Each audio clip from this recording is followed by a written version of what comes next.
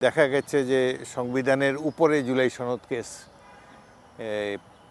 প্রায়োধিকার বা প্রায়োরিটি দেওয়ার একটা চেষ্টা আছে, যেটি কখনোই সঠিক নয় বলে আমি মনে করি। আমার ব্যক্তিগত মত, সংবিধান সংশোধন করবে নির্বাচিত গণপ্রতিনিধিরা। সরকারি দল তারা গণভোটের ব্যাপারে বলেছে যে তারা এই জুলাই সনদ বাস্তবায়ন করবে, কিন্তু নোট অফ ডিসেন্ট সহ তারা যেখানে যেখানে আপত্তি দিয়েছে সেগুলো সহ বাস্তবায়ন করবে।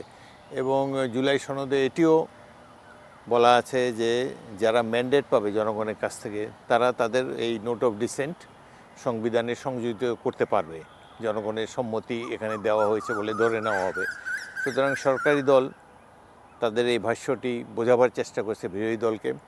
আর বিরোধী দল নির্বাচনের আগে থেকেই বলে আসছে যে জুলাই সনদ যেভাবে আলোচিত হয়েছে, যেভাবে প্রফেসর ইউনূস এবং তার সেই টিমটা যেভাবে নির্ধারিত করে দিয়েছে জুলাই সনদকে, সেইভাবেই অবিকৃত অবস্থায়, অসংশোধিত অবস্থায় পাশ করতে হবে।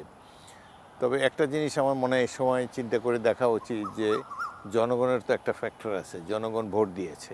এর আগে দেখা গেছে যে সংবিধানের উপরে জুলাই সনদ কেস প্রায়োধিকার বা প্রায়োরিটি দেওয়ার একটা চেষ্টা আছে, যেটি কখনোই সঠিক নয় বলে আমি মনে করি। আমার ব্যক্তিগত মত, সংবিধান সংশোধন করবে নির্বাচিত গণপ্রতিনিধিরা।